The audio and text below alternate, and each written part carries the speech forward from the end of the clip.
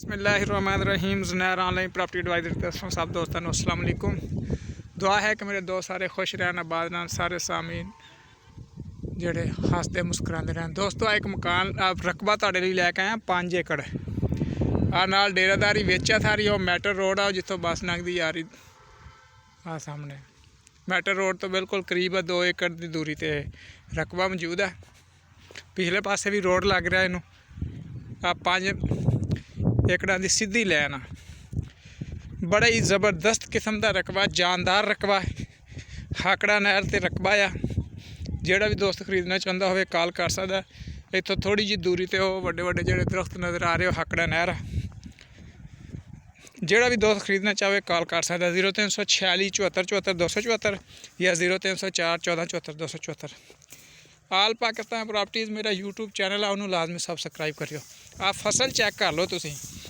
मेरा दिल करता भी मैं ये खड़ा होवां ते तुहानूं मैं इहदा साइज़ दिखावां कि किड्डी किड्डी वड्डी गंदम खड़ी है। ठीक है तो माशाल्लाह इहदी चंगी तूड़ी होएगी मैनूं जिथे तक लगदा पिया। हाँ थोड़ी जी हवा ना देखो फसल डिगन भी डई है।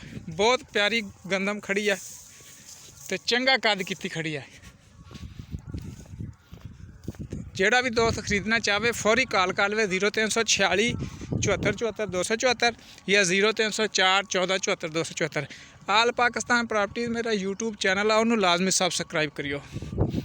हाँ देखो पट्ठे देखो किन्ने प्यारे खड़े हुए देखो। हाँ पिछले पासे इधर बैक तो भी इनू सड़क लग रही है। यानी 2 सड़क रकबे नूं लगदियां पईयां। अज इत्ते ट्रैक्टर जा रहा, ये भी नाल सड़क जा रही है। उधरले पासों वो जिते रिक्शा आ रहा वो भी सड़क इनू लग रही है। बेहतरीन रकबा, बड़ा ही वधिया रकबा।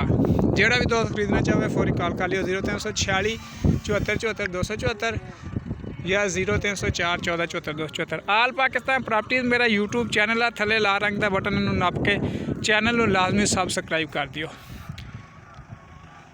कोई शख्स बेईमानी ना करे, डायरैक्ट सौदा साफ और शफाफ सौदा होएगा। ठीक है जेड़ा दोस्त साड़ी पोस्ट तो मालूमात लैके डायरैक्ट सौदा करन दी या करवाउण दी कोशिश करेगा काम ताल देना असीं उहदा हिसाब लवांगे। असीं ईमानदारी दे नाल सौदा करवावांगे, कोई बेईमानी नहीं, कोई कुछ नहीं। साफ ते सिद्ध पद्धरा ते मन खिचवां सौदा होएगा इंशाअल्लाह। जिन्ना हो सके कम तो कम रेट ते सौदा करवावांगे। खरीदण लई कॉल कर लियो। सिर्फ 30 लाख रुपए की डिमांड है, लेकिन असी कम तो कम और अच्छे रेट से सौदा करवावांगे इंशाअल्लाह। अल्लाह हाफिज़, फ़ी अमान अल्लाह।